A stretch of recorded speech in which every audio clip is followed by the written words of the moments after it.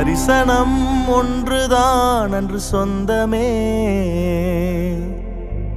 கையில் ஒன்றுமில்லை அன்று என்னிடமே.